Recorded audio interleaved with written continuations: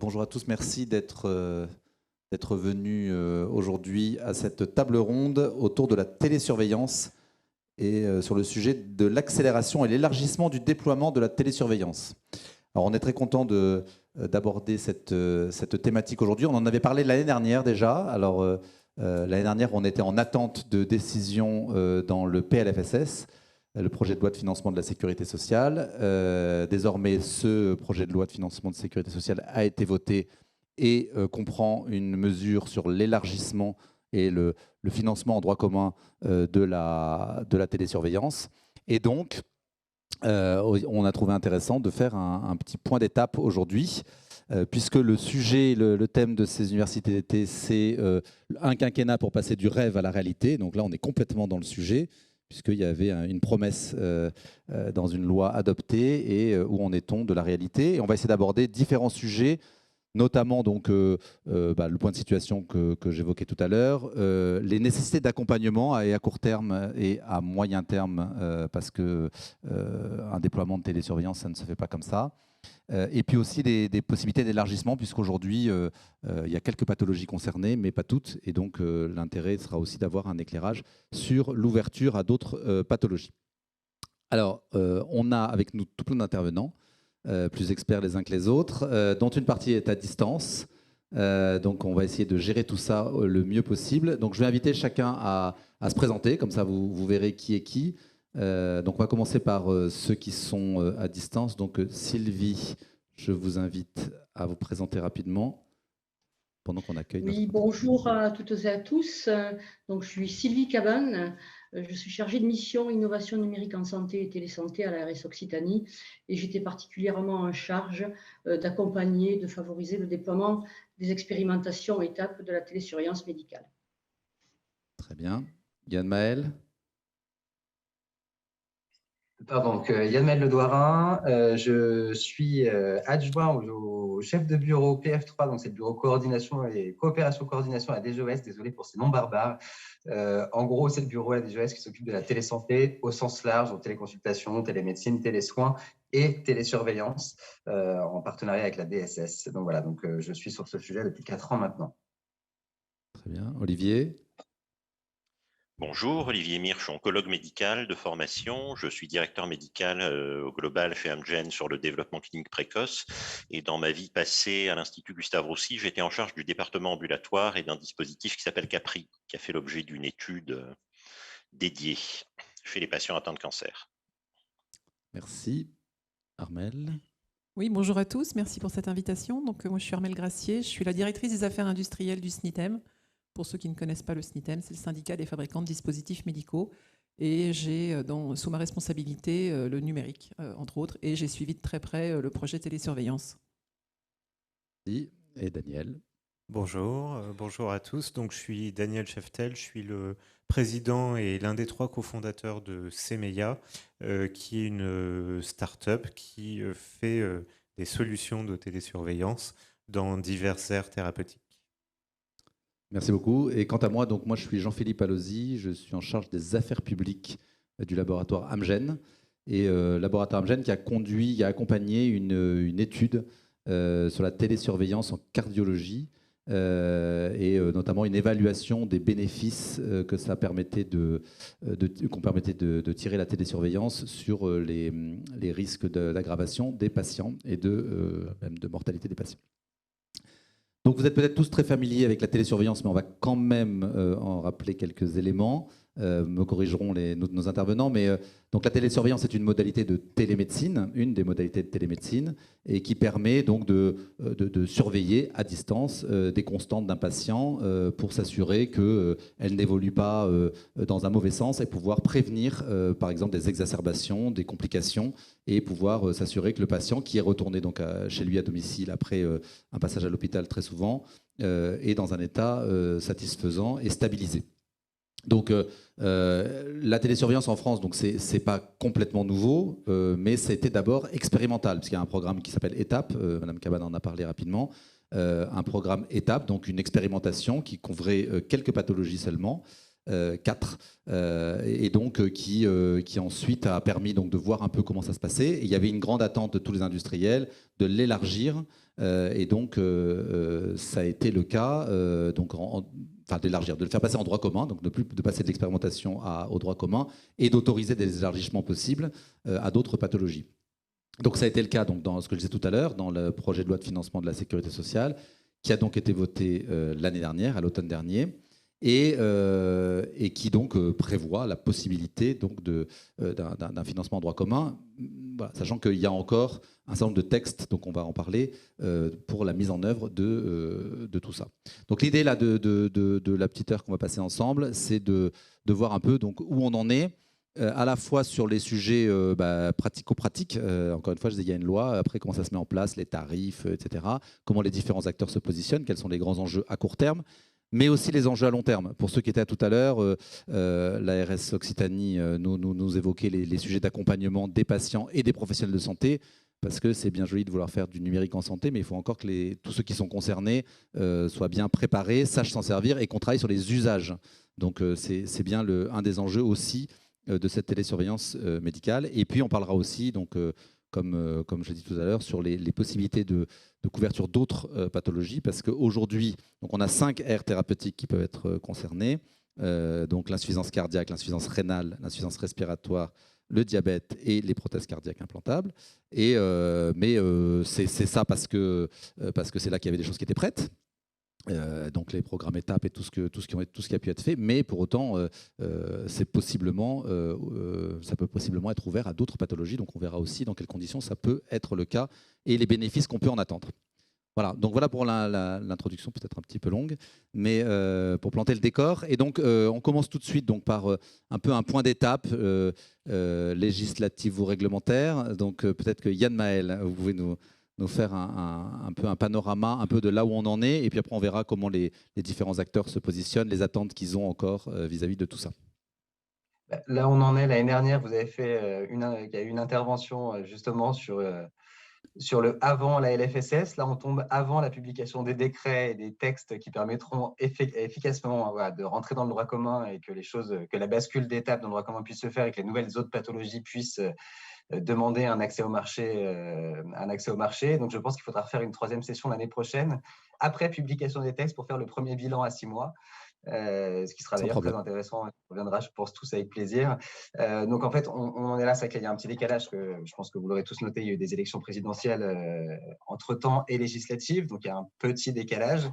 On doit, pour que la loi soit effective, sortir, il y a plusieurs textes. Donc, désolé, je vais rentrer un peu dans du technique, dans du juridico-technique. Il y a 2 décrets à sortir et un arrêté. Les 2 décrets qui permettront de fixer un peu le cadre, à la fois en termes d'exigences, notamment de respect de référentiels d'interopérabilité ou ce genre de choses, de fixer également les modalités d'évaluation pour accéder au marché et donc au remboursement, à la fois pour les professionnels de santé, mais aussi pour les dispositifs médicaux. Et il y aura un arrêté qui fixera les tarifs de prise en charge pour les professionnels de santé. Et je dis bien les professionnels parce qu'on sait que effectivement, c'est la télésurveillance médicale, donc il y a à minima un médecin dans les équipes, mais on sait qu'il y a aussi souvent des équipes soignantes avec des infirmières, des kinés, et à terme, dans d'autres pathologies, on pourrait imaginer des diètes et d'autres types de professionnels de santé. Donc, fixer ces tarifs-là et les tarifs de prise en charge des dispositifs médicaux associés en télésurveillance. Et donc, tout ça devrait arriver là au courant de l'été pour que la bascule dans le droit commun puisse se faire sur le 2e semestre 2022. D'accord. Donc, ma première question, c'était est-ce que c'est dans longtemps et est-ce qu'il y a des problèmes sur la route de la publication de ces textes? Sinon, la négociation. Il n'y a pas de problème, il y a des élections. Voilà, on est tombé une année d'élection. Bon, voilà. Et juste concernant le circuit de financement, on peut dire un peu à quoi ça ressemblera ou c'est trop tôt? On sera sur, alors pas exactement comme dans l'étape parce qu'on a modifié un petit peu, mais en tout cas pour les industriels, on sera toujours sur une facturation directement, alors pas sur 6 mois, mais mensuelle de l'industriel à l'assurance maladie, donc directement. Parce qu'effectivement, on est sur du DM non physique, donc on ne pouvait pas passer par des choses classiques comme le patient va à la pharmacie et récupère son DM et la pharmacie se débrouille parce qu'il a des stocks de DM. Ce n'était pas possible, donc il a fallu inventer quelque chose d'autre. On en a beaucoup discuté, notamment avec le SNITEM, sur la meilleure solution. Et la solution qui a été retenue, c'est celle-là, donc facturation directe. Et pour les professionnels de santé, là où avant, il y avait 2 facturations distinctes entre le médecin qui faisait la télésurveillance et le professionnel de santé qui faisait l'accompagnement thérapeutique, on a décidé là de gérer au forfait. Pour donner plus de fluidité, parce qu'on s'est aperçu que sur le terrain, en fait, en fonction des équipes, il y avait plus ou moins de délégations, plus ou moins de paramédicaux, plus ou moins de… Voilà, les choses ne s'organisaient pas de la même façon. Donc, on gère au forfait. Donc, il y a un forfait pour les professionnels de santé, libre à eux de se répartir ce forfait. De s'organiser. D'accord. Merci beaucoup. Alors, peut-être que Armelle peut nous dire qu'il y a moins de devoirs de réserve peut-être que Yann Maël. Non, mais donc c'est le fruit, on voit bien, c'est le fruit d'une grosse négociation quand même pour que tout le monde s'y retrouve. Et alors, un peu quel bilan d'étape aujourd'hui? Oui, alors effectivement, il y a eu beaucoup de discussions. Enfin, il y a eu beaucoup de temps mort aussi, malheureusement. Et là, on arrive avec un sujet qui devait rentrer dans le droit commun au 1er juillet, c'est-à-dire vendredi. Donc, très clairement, on n'y est pas. Et effectivement, il manque tout pour y rentrer. Donc, on sait depuis pas très longtemps que effectivement, les textes vont être décalés. Et donc, le passage dans le droit commun va être décalé dans le temps. Bon, après, tous les autres signaux positifs qu'on a eus sont maintenus, ils sont simplement décalés dans le temps. Pour autant, tout n'est pas complètement résolu. En particulier, là aussi, pour être un petit peu technique, pour avoir droit au remboursement, il y a une étape de validation préalable où l'ANS, puisque c'est l'Agence du numérique en santé qui sera chargée, ça devrait être dans les textes en tous les cas, qui sera chargée de faire cette validation. Il y a 3 prérequis. Le premier, c'est d'être d'abord marqué CE, d'être un DM marqué CE. Ça, c'est la première chose. Donc ça c'est assez facile pour l'industriel. Normalement, sa solution est marquée CE. Derrière, il faut une conformité technique au référentiel exigence, qui est une petite partie du référentiel convergence qui est beaucoup plus large. Mais là, des questions d'interopérabilité. Oui, sécurité, interopérabilité. Et puis il y en a un troisième qui ne me vient pas à l'esprit tout de suite. Et comme son nom l'indique, c'est exigence, c'est-à-dire que une partie des fonctionnalités qui doivent permettre justement de fonctionner entre les différents centres, etc., bah là maintenant ça devient opposable, c'est-à-dire que c'est plus une option, c'est opposable. Alors évidemment, tous les industriels sont tout à fait d'accord avec ce point-là et comprennent bien évidemment l'intérêt. Le problème, c'est que d'abord les textes officiels ne sont toujours pas parus, le référentiel ANS n'est pas public. Et on sait que si certaines startups ont l'agilité pour mettre en place les référentiels techniques, ce n'est pas le cas des plus grosses entreprises dont souvent les R&D sont à l'étranger. Et donc une ligne de R&D qui est prévue 12 à 18 mois à l'avance, on ne la bouge pas comme ça. Donc un des enjeux majeurs sur les fonctionnalités techniques, et c'est valable aussi pour les fonctionnalités qui ont été rajoutées par l'autorité de santé dans les référentiels sur les différentes pathologies. Il faut du temps aux industriels pour les développer. Et c'est pour ça que nous, on demande un délai de mise en conformité, c'est-à-dire que les industriels déposeront leur dossier dans les temps impartis, mais il faut leur laisser, avant de dire oui ou non vous accédez au remboursement, il faut leur laisser le temps nécessaire à la mise en conformité de leur solution. Et dernier petit point important, comme l'a dit Yann, effectivement, on s'est mis d'accord sur une facturation directe des industriels à la sécurité sociale. Cela étant, il y a un petit bémol quand même, c'est que dans le programme étape, puisque c'était une expérimentation, c'était une facturation à 100% à la sécurité sociale. Avec le droit commun, c'est comme n'importe quel soin, consultation, médicament. Il y a une partie qui est remboursée par la sécurité sociale et le reste par les mutuelles. Et donc, ça demande des ajustements techniques qui sont non négligeables chez des industriels qui n'ont pas du tout l'habitude de facturer directement les mutuelles. Donc là aussi, ça va demander un certain temps. Et donc, nous, on demande à ce que on reste dans le régime étape pendant le moment nécessaire pour que les industriels puissent faire évoluer leur plateforme de facturation. Oui, donc c'est ça. Donc il y a encore quand même, même si les textes peut-être arriveront dans les temps très vite, dans l'été, il y aura quand même après derrière un certain nombre de questions encore ouvertes et de temps nécessaire pour… C'est plus du temps nécessaire parce que globalement, on a revu les textes, on a été consulté sur les textes en amont, etc. Donc, sauf à ce qu'on ait des mauvaises surprises à la publication du texte final. Mais enfin bon, a priori, on connaît toute la démarche et on est d'accord avec la démarche, mais il va falloir laisser le temps nécessaire. Alors, c'est pas pour autant qu'on demande un report de l'entrée dans le droit commun. Il y a certainement des entreprises, des startups qui sont prêtes. Donc, il faut qu'elles puissent avoir accès au droit commun, et je pense que Daniel pourra en témoigner, mais que les acteurs qui ne peuvent pas l'être puissent quand même continuer à suivre les patients qu'ils ont pris en charge avant de se mettre en conformité. D'accord. Donc, très bonne transition, Daniel. Donc, est-ce que, vous êtes prêt? Deux, comment vous voyez les choses de votre côté en tant que vraiment entrepreneur et de solutions de télésurveillance? Alors, nous, on a trois gros enjeux, on va dire, court terme. On a fait partie, en fait, des startups qui se sont lancées dans le cadre étape. En l'occurrence, nous, en néphrologie, dans le suivi de la greffe rénale. Et on est aujourd'hui assez largement leader sur ce champ-là.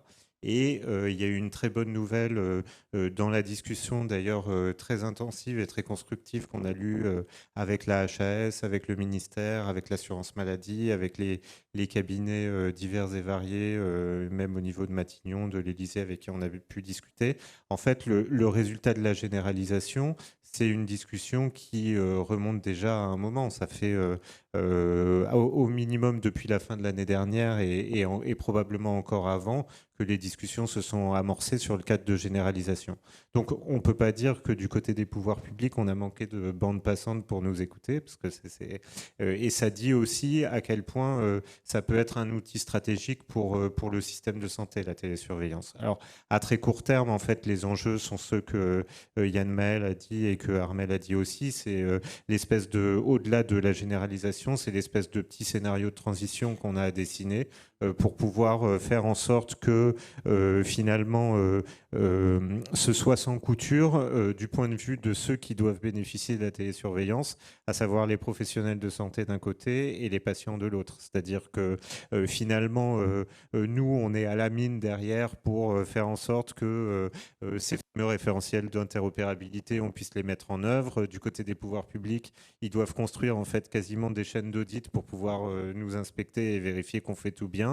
Il y a peut-être des choses à trouver pour qu'il y ait des espèces d'a priori favorables en se disant oui, on va vous auditer, mais si vous nous dites que vous êtes prêt, on fait en sorte que vous êtes prêt, donc vous pouvez inclure des patients, etc. C'est ce genre de choses en fait qui est l'enjeu très court terme, et puis l'enjeu pas si moyen terme que ça, parce que nous, au-delà de la néphrologie qui était dans étape, on a des patients en oncologie, et j'étais ce matin même à l'Oncopole pour en parler à Toulouse, pour en parler avec les équipes de soins et la direction. En fait, il y a la question de comment on tient les promesses de la généralisation, c'est-à-dire comment on fait en sorte que, de manière fluide aussi, des nouveaux cahiers des charges qui ont déjà été expérimentés sur le terrain, la télésurveillance en oncologie, la télésurveillance dans la santé mentale qu'on teste dans un article 51, la télésurveillance en rhumatologie qu'on a mis aussi sur le terrain, tout ça en fait puisse assez rapidement rejoindre le régime de croisière, c'est-à-dire un remboursement pour les équipes de soins et un remboursement pour l'industriel qui propose la solution technique. Donc, et ça, j'ai presque envie de dire que le diable est dans les détails, c'est-à-dire qu'on doit déposer des dossiers à la Haute Autorité de Santé pour pouvoir déclencher un premier niveau de remboursement générique qui ne relève pas au sens strict d'une étude clinique, qui est plus souple que ça. Et en fait, c'est le niveau de souplesse et donc le niveau de preuve qu'on devra apporter, en plus de, on va dire, la célérité du guichet HAS qui est en train de s'ouvrir, qui seront les vrais enjeux du dernier semestre. Oui, on voit qu'effectivement, il y a aussi un certain nombre de questions de votre côté. Alors, côté ARS, Sylvie, vous me disiez donc comment vous sentez les attentes parce que j'imagine que vous qui êtes en contact donc, avec les acteurs aussi de terrain en Occitanie, le passage d'étape au droit commun, c'est envisagé comment? Et vu de l'ARS, comment on peut accompagner tout ça? Et est-ce que vous sentez les gens prêts? Effectivement, de l'attente de terrain, des acteurs de terrain avec qui je suis en contact dans le cadre des expérimentations étapes, mais également dans le cadre de leurs projets, parce que les acteurs de terrain n'attendaient pas les expérimentations pour avoir des projets de télésurveillance sur d'autres pathologies. Effectivement, c'est l'attente d'avoir ce cadre clair pour les organisations, de savoir comment le modèle économique et de savoir comment il va impacter quelque part leur organisation, hein, comment ils vont pouvoir mobiliser leur personnel au regard du modèle économique. Et du point de vue de l'ARS, c'est d'accompagner, de favoriser le déploiement de ce cadre national, hein, de la télésurveillance dans le droit commun. Et également donc, dans les organisations, qu'elles soient hospitalières, qu'elles soient cliniques, qu'elles soient dans l'exercice coordonné, puisque la télésurveillance, elle peut se pratiquer dans des organisations, qu'elles soient en ville ou à l'hôpital, et peut-être parfois en ville et hôpital. Donc, c'est de pouvoir, grâce à ce cadre, le déployer, sensibiliser, faire aussi peut-être du partage d'expériences des acteurs de terrain, puisqu'il y a toujours une appréhension des acteurs de terrain qui se posent la question comment je peux m'organiser avec la télésurveillance. Et donc, c'est peut-être d'avoir ce retour d'expérience et d'être le facilitateur, peut-être au niveau de l'ARS, de ce retour d'expérience, mais pas qu'au niveau de l'ARS, hein, mais enfin, d'essayer d'organiser ce retour. J'ai pour expérience, ma petite expérience, hein, mais qui, au début des expérimentations, on avait des acteurs, quand on parlait des expérimentations, qui craignaient d'avoir à prendre 200, 300, 400, 500 patients d'un coup. Je leur disais non, mais démarrez, prenez 2, 3, 4, 5, 6 patients, 10 patients et regardez les limites de votre organisation et qu'est-ce qu'il vous faudrait pour aller au-delà ou pas au-delà. Donc, c'est vraiment de démarrer pas à pas et d'accompagner cela. Donc, maintenant, on a quand même un peu de matière, hein, depuis 4 années d'étapes. Et donc, c'est cette matière qu'il va falloir un peu valoriser. Et la nouvelle de l'entrée en droit commun, même si le terme est peut-être un peu caricatural, mais de financement, disons, droit commun hors de l'expérimentation, ça a été bien accueilli par vos interlocuteurs et ça crée un élan des gens nouveaux qui s'intéressent au sujet ou... Oui, pour l'instant, oui, j'ai surtout des entreprises qui viennent vers moi et encore qui se posent aussi la question pour certains sujets de l'article 51. Donc, on aura une clarification à faire par rapport à cet accès anticipé, l'article 58, hein, donc pour être un peu technique, de cette loi de financement de la sécurité sociale, avec les articles 51 également qui ont hébergé quelques activités de télésurveillance. Mais peut-être qu'on attend le cas définitif pour susciter encore plus d'intérêt, parce que pour l'instant, on ne peut pas le poser clairement tant qu'on n'a pas tous les éléments définitifs. Voilà. Merci. Mais les gens sont à l'affût. Ouais.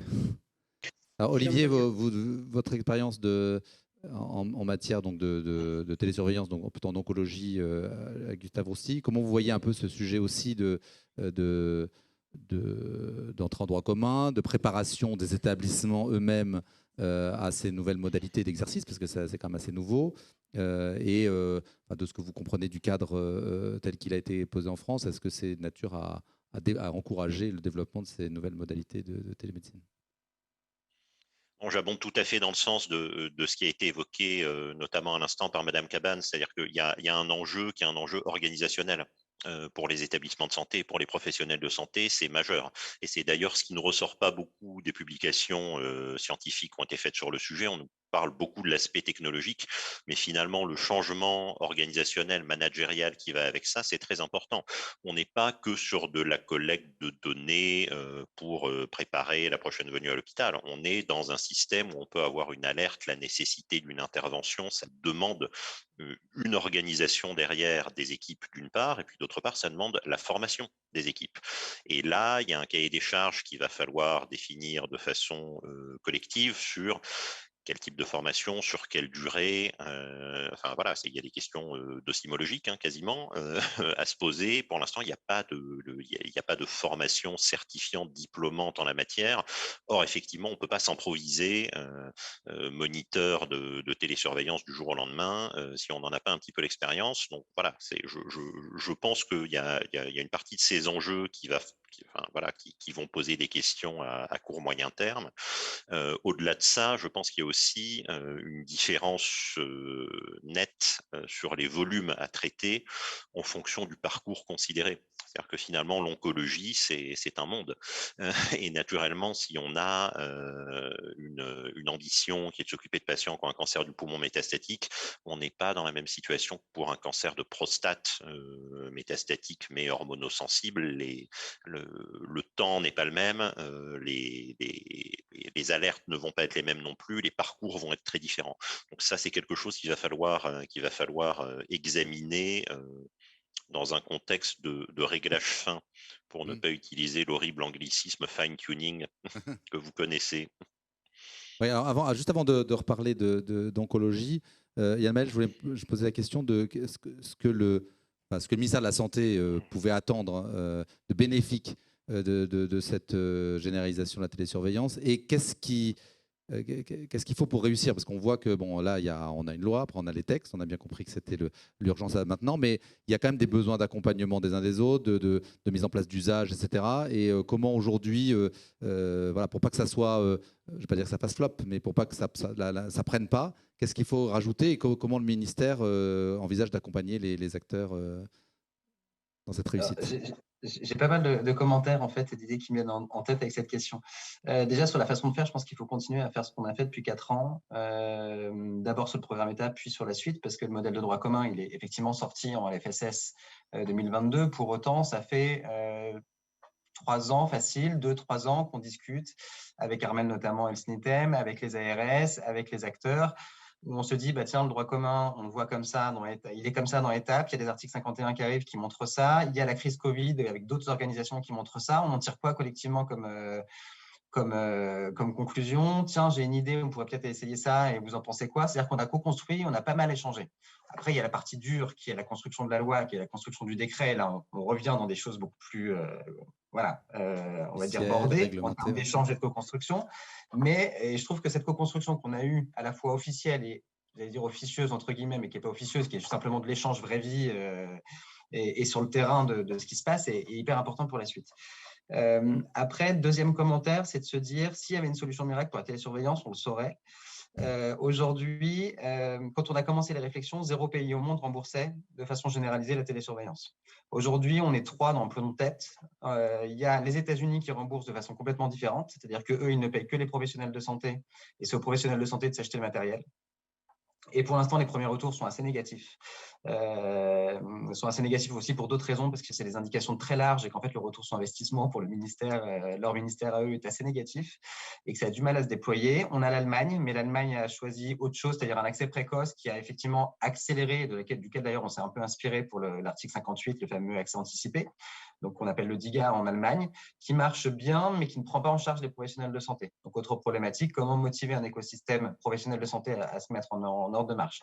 Nous, on a choisi la voie intermédiaire, c'est-à-dire de rembourser à la fois l'industriel et le professionnel de santé pour qu'il y ait, et de payer les deux dès le départ. Donc, on se dit s'il y avait une solution miracle, je pense que ça se saurait et qu'on va devoir apprendre à marcher tous ensemble et à adapter tous ensemble. Mais il fallait se lancer. Le problème aussi avec le numérique, c'est que ça va très, très vite. Donc, on ne pouvait pas se permettre d'attendre encore quelques années le temps d'avoir des réponses à toutes nos questions. Il fallait qu'on y aille, quitte à ne pas avoir la solution parfaite dès le départ et adapter au fur et à mesure. L'accompagnement, par contre, effectivement, va falloir accompagner. Là, c'est-à-dire dès qu'on a publié les textes, il va falloir que nous, on soit au rendez-vous en termes de communication auprès des industriels, auprès des professionnels, avec la DNS et l'ANS notamment, avec le SNITEM, avec les acteurs, les sociétés savantes, pour communiquer au mieux. Il y a tout ce qui est stratégie d'accélération du numérique en santé, sur lequel il y a de l'argent qui est mis sur la formation, la formation des professionnels de santé, donc premier cycle, deuxième cycle, mais aussi la formation de profils particuliers, notamment de juristes spécialistes du DM numérique, pour que les startups puissent embaucher, mais aussi que les organismes notifiés puissent embaucher et gérer l'afflux massif qu'il va y avoir potentiellement au niveau des organismes. Donc, il y a tout un plan qui arrive en parallèle. Il y a le Ségur du numérique qui permet aussi d'accompagner sur la partie montée en charge, interopérabilité dont parlait Armel tout à l'heure. Donc, c'est toutes ces choses un peu en parallèle. Alors, d'un seul coup, ça fait peur parce que tout arrive en même temps et en parallèle et qu'on a les infos un peu au dernier moment et qu'on s'adapte, etc. De l'autre côté, si on n'a pas toutes ces choses en même temps, un, ça ne marchera pas, et deux, on prendra beaucoup de temps. D'accord.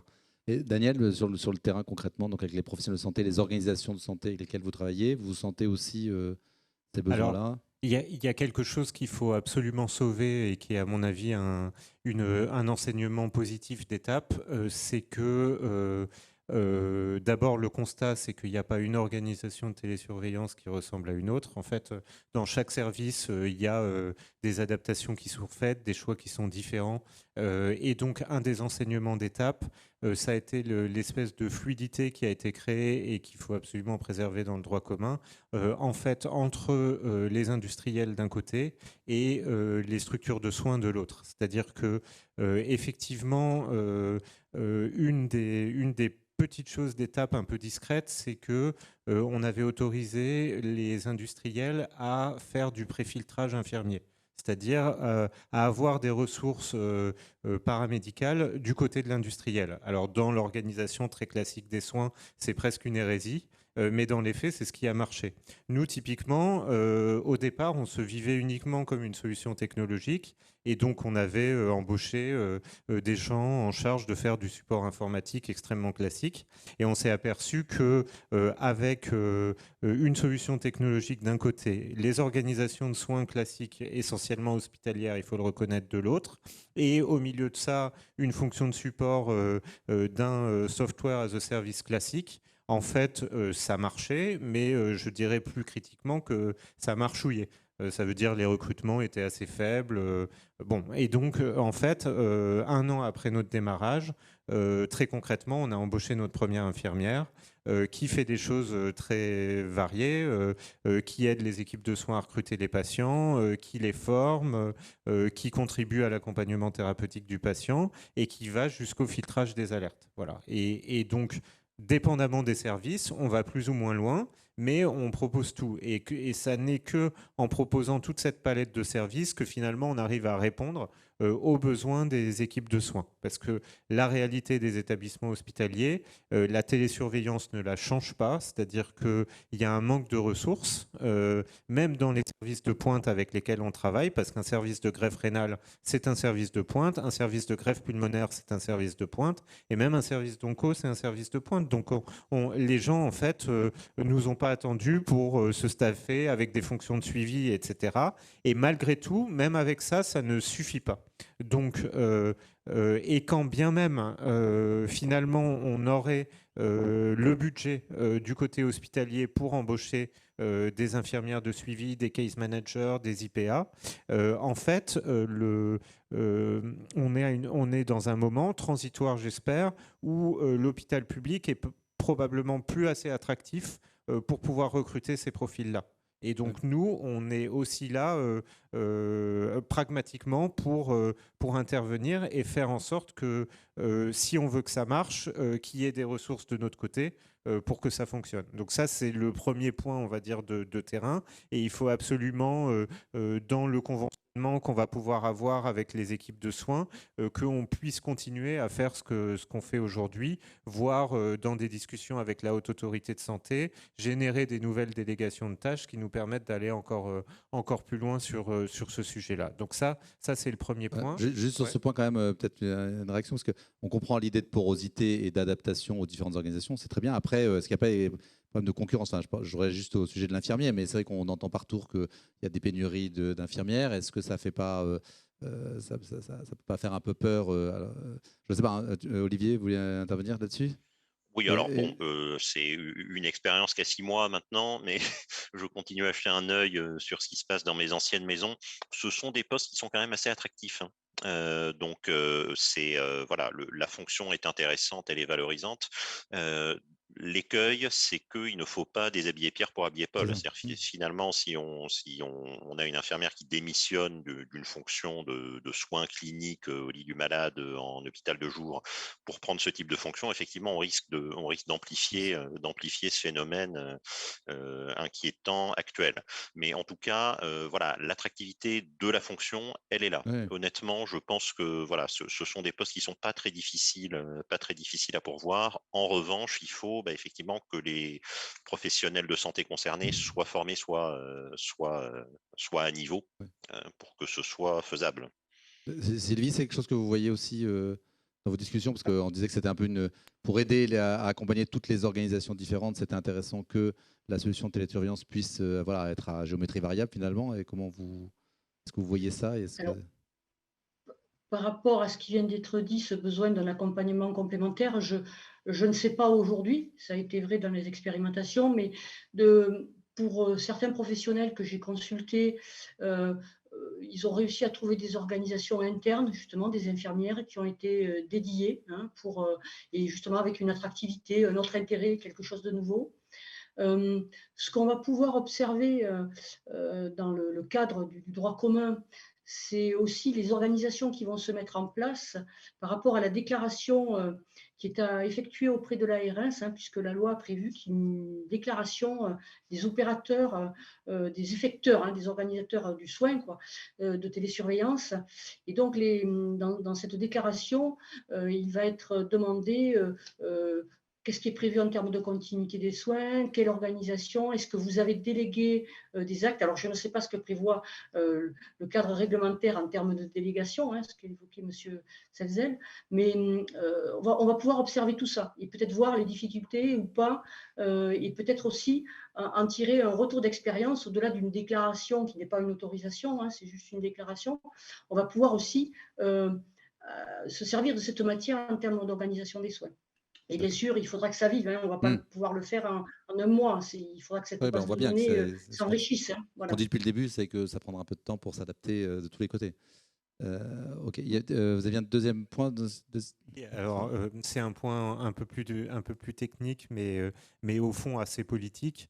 Il y a beaucoup en fait d'investissement public qui est mis sur les sujets d'interopérabilité et il est assez logique finalement qu'on demande aux opérateurs de télésurveillance de se mettre à niveau. Après, au-delà en fait de l'investissement qui est mis et des aspects purement techniques de référentiels d'interopérabilité qui font que on est tous dans le même cadre et donc forcément au bout d'un moment nos solutions vont parler. Le plus gros écueil qu'on a, c'est en fait le fait que pour l'instant, au-delà des référentiels d'interopérabilité, au-delà des financements, il n'y a pas en fait d'obligation d'ouverture des gros systèmes d'information ou des logiciels métiers hospitaliers. Ce qui fait que nous, en fait, on toque à la porte d'un hôpital et on nous dit, finalement, oui, les équipes cliniques sont emballées par ce que vous faites, on va démarrer, mais il faut qu'on ait tiré des tuyaux avec le système d'information centrale de l'hôpital pour éviter de faire de la ressaisie, fiabiliser les informations qu'on utilise pour faire de la télésurveillance.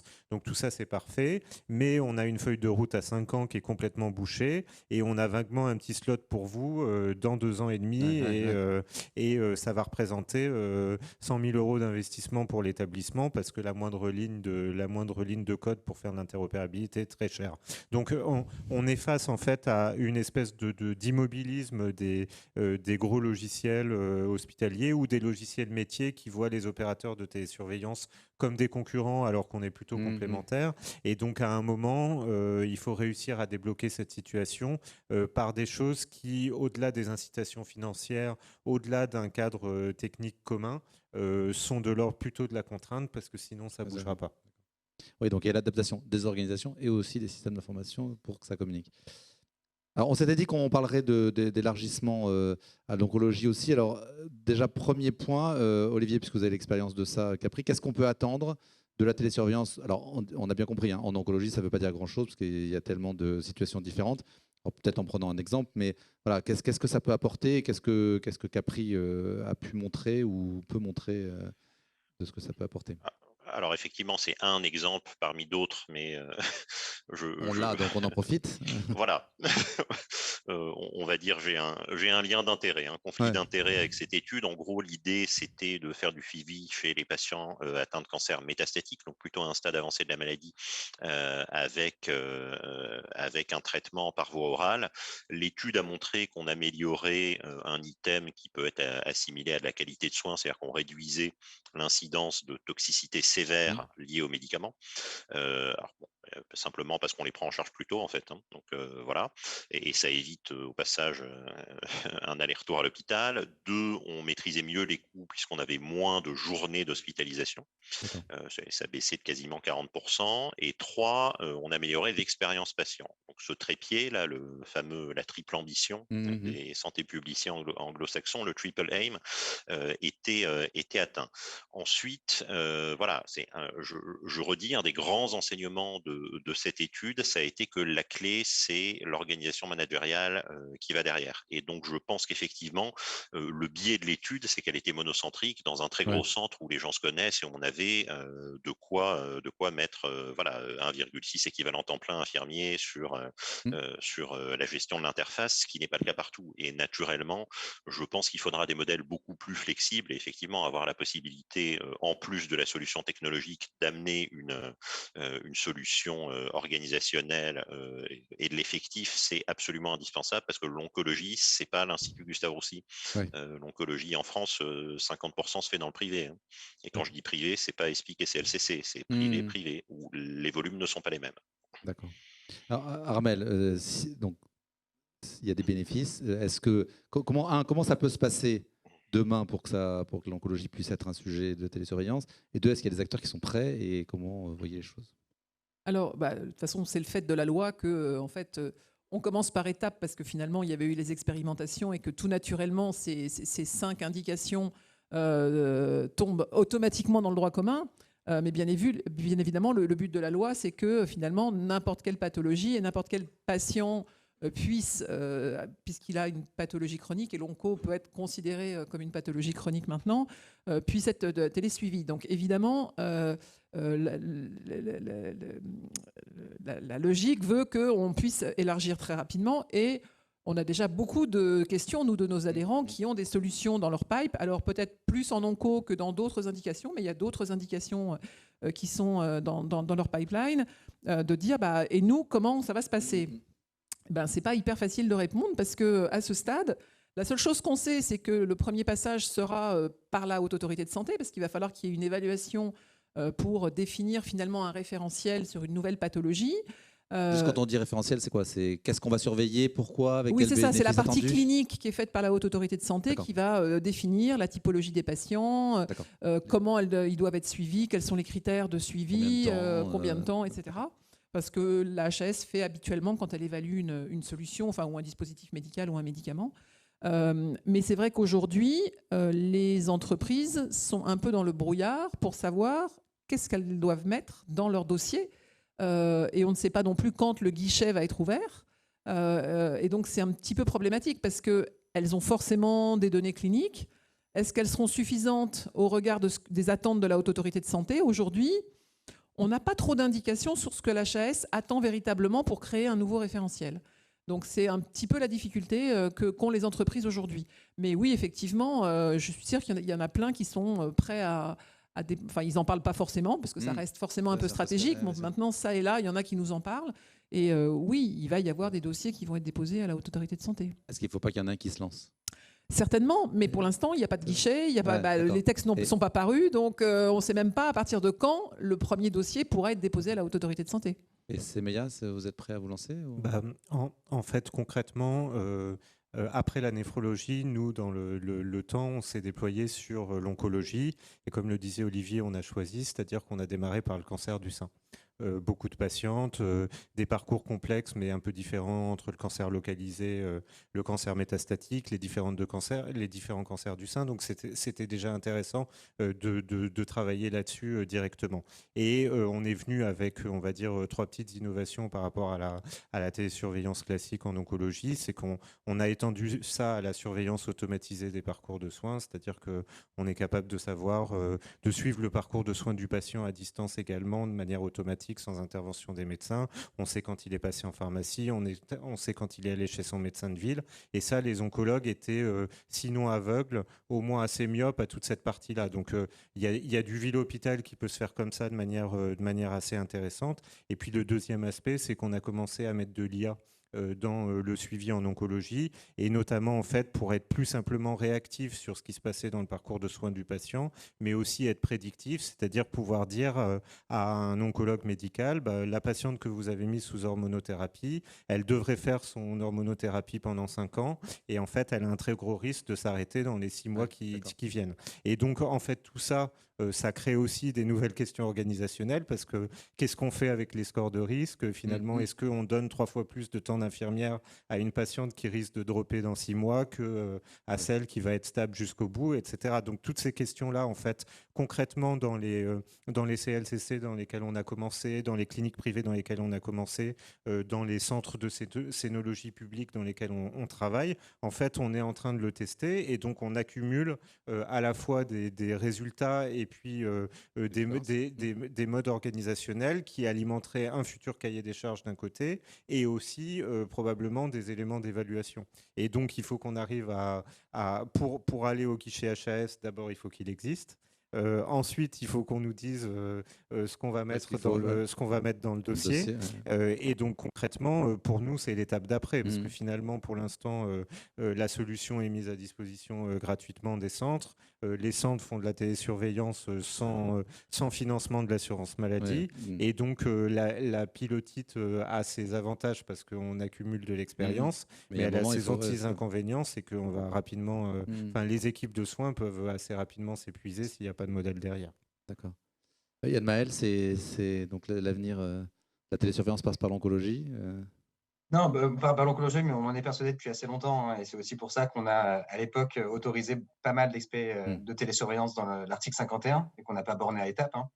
C'est parce qu'on s'est aperçu qu'étape était assez rigide et qu'il fallait pouvoir tester dans d'autres choses. Et on a ouvert largement sur l'article 51.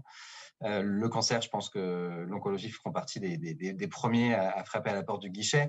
Alors, pas pour prendre la défense de l'article 51, de l'article 51 de la HAS ou de nous flageller, nous, au ministère. C'est simplement qu'en fait, la HAS ne peut pas annoncer l'ouverture du guichet, ni donner des descriptifs sur comment accéder au guichet, ni quelles preuves donner, tant que les décrets ne sont pas parus. Donc, ils attendent qu'on publie le décret pour pouvoir, eux, vous dire la date, mais qui va en fait s'enchaîner dès que les décrets seront parus. Le guichet va ouvrir par la suite et assez rapidement. Et il y aura probablement des guides pour savoir comment accéder au guichet, quelles preuves déposer, etc. Mais ils sont en attente de notre décret. Donc, mea culpa, là, c'est plus entre nos mains. Il faut qu'on publie le décret pour que les choses s'enclenchent derrière et suivent rapidement. Et après, pour rebondir, je pense qu'à partir du moment où on va avoir le modèle économique, ça va aider les professionnels à tester dans d'autres pathologies parce qu'ils auront de la visibilité, qu'ils sauront. Et peut-être pour rebondir sur autre chose, on parlait tout à l'heure des flux de patients, pas des flux de patients, mais du risque de flux d'infirmières, etc. À partir du moment où il y a un modèle économique pour l'hôpital, je pense qu'il pourra y avoir investissement de l'hôpital. À partir du moment où on va gagner, grâce à la télésurveillance, éviter les hospitalisations, gagner du temps, même si on en passe sur le moment, ça permet des réorganisations derrière et de la réallocalisation. C'est-à-dire que les infirmières vont passer plus de temps sur la télésurveillance, mais vont en gagner du temps. Donc, on va pouvoir aussi rééquilibrer, réorganiser les choses. L'impact organisationnel de la télésurveillance va être assez important. Et je pense que ça, on le verra dans les années à venir. Et il y a un autre facteur aussi de temps humain qu'on ne maîtrise pas aujourd'hui. Aujourd'hui, il y a besoin de temps effectivement infirmier, de préfiltrage. Je pense, pour en avoir beaucoup parlé avec certains industriels, que l'IA et d'autres choses et la montée en compétence des algorithmes fera que les alertes seront de plus en plus pertinentes et nécessiteront de moins en moins de préfiltres et donc de moins en moins de temps de préfiltrage infirmier. Très bien, merci beaucoup. Alors, il nous reste, je crois, un tout petit peu de temps, mais pas grand-chose. Est-ce qu'il y a des questions dans la salle sur le sujet? Assez touffu comme sujet, mais je ne doute pas que si vous êtes venu, c'est que vous aviez quelques interrogations, non? Après, juste, si je puis, j'en profite pour apporter une petite précision. On parle de l'oncologie, de la télésurveillance de l'oncologie. Je ne suis pas sûre qu'on puisse parler de la télésurveillance de l'oncologie, parce que comme l'a dit Olivier tout à l'heure, ça ne veut pas dire grand-chose, en fait. Et c'est toute la question de savoir comment la HAS va prendre ces dossiers. J'ai du mal à imaginer que ce ne soit pas cas par cas, c'est-à-dire le cancer du poumon métastasé, le cancer du sein, parce que c'est comme ça qu'elle fonctionne sur tous les médicaments ou tous les dispositifs médicaux. Donc c'est peut-être un peu présomptueux de parler du passage dans le droit commun de la télésurveillance dans l'oncologie. Il va falloir des premiers dossiers qui ont fait leurs preuves sur certains des cancers, bien sûr. Ouais. Et dans une certaine mesure, c'était un peu ce qui s'était passé avec ETA, puisque le choix qui avait été fait au départ, c'était, encore une fois, on a tout à l'heure de façon rapide, on a dit insuffisance cardiaque, ça, c'était des situations bien précises, parce que c'était des situations dans lesquelles on savait déjà, en plus, il y avait des éléments de preuve qu'il y avait un bénéfice à être plus suivi et qu'il y avait un coût supérieur de l'exacerbation qui permettait aussi de financer le système. Enfin, il y a tout un tas d'éléments qui sont rentrés en ligne de compte à ce moment-là. Donc, pas d'autres questions? Oui, Madame Cabane. Il y a une question ou une intervention. Ah, il faut allumer votre micro. Pardon, Voilà. ouais. Je voulais parler du rôle du patient dans la télésurveillance médicale, hein, puisque pour l'instant, on a parlé des professionnels de santé, de l'organisation et de l'industriel qui fournit la solution, mais le patient, c'est un triptyque, hein, la télésurveillance. Et donc, le patient a lui aussi son rôle dans ce mouvement, parce que ce n'est pas autour de lui, c'est avec lui. Et donc, c'est vraiment une relation avec son professionnel de santé, peut-être aussi penser à la formation du patient par rapport à la prise en main des outils. Il n'y a pas que le professionnel. Et donc, par exemple, je sais qu'il y a des établissements, c'est l'infirmière ou parfois le médecin qui aide le patient à télécharger l'application et à le former à l'utilisation de l'application. On parlait de formation tout à l'heure.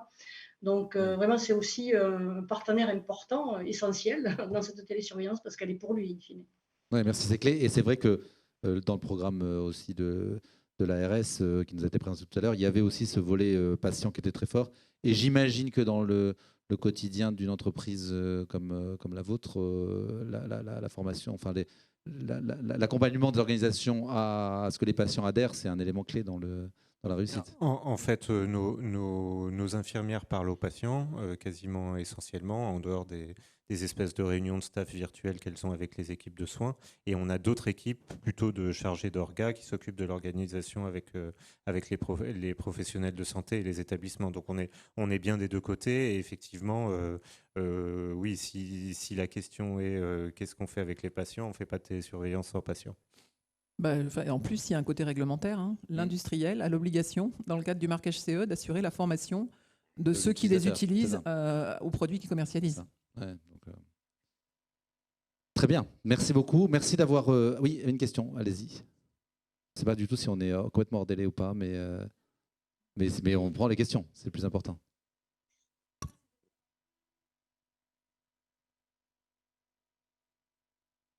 Oh là, tiens.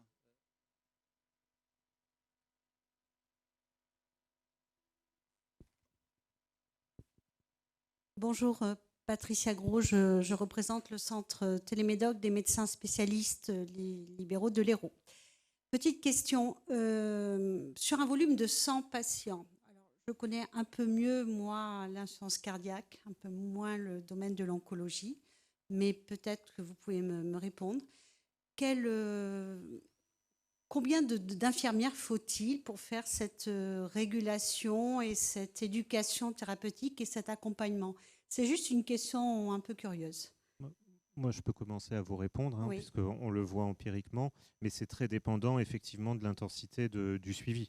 C'est-à-dire que si on se situe en ville, entre un insuffisant cardiaque dont les référentiels demandent qu'il soit pesé tous les jours, et que donc il y ait une donnée de poids qui remonte tous les jours, et un patient malade rénal chronique dont le suivi sera concentré sur une bio qui est reçue une fois par trimestre, plus des données de tension de temps en temps, en fait, on n'est pas sur le même niveau d'intensité. Mais bon an, mal an, on va dire la fonction d'infirmière qui va suivre les patients, on peut se dire que en routine et une fois passés tous les problèmes organisationnels, elle peut suivre une file active de entre 200 et 250 patients, quoi, quelque chose comme ça. Voilà. Et c'est aussi un peu ça le modèle économique qui est en train de se dessiner. Voilà. Et ensuite, on trouvera des automatismes pour augmenter progressivement les files actives. Mais le sujet d'ailleurs, puisque vous êtes dans cette position-là, de la bascule en ville des organisations de télésurveillance, c'est un vrai sujet en soi. Parce que ça peut donner lieu en fait à des développements très intéressants, notamment dans la lutte contre les déserts médicaux. On y pense d'ailleurs. Bon, très bien, merci beaucoup. Alors on va s'arrêter là, on aurait pu passer encore plus de temps, donc l'année prochaine on pourra peut-être 2 heures. Bon, déjà, on a l'obligation de laisser Yann Maël aller suivre les décrets et les terminer pour qu'ils soient publiés très vite, donc on le libère. Non, et on a bien noté qu'il y avait de la matière pour la prochaine fois, puisqu'on aura... on aura des textes, on aura déjà des premières expérimentations, peut-être déjà des premiers référentiels, un guichet, on pourra inviter la HAS. Il y aura du retour d'expérience à partager. Voilà, des retours d'expérience, certains qui auront continué étape et puis des nouveaux. Donc merci à tous, merci à tous nos intervenants pour votre participation. Et puis à l'année prochaine, sans problème. Merci. Au revoir. Merci à tous. Merci. Merci à toutes et à tous.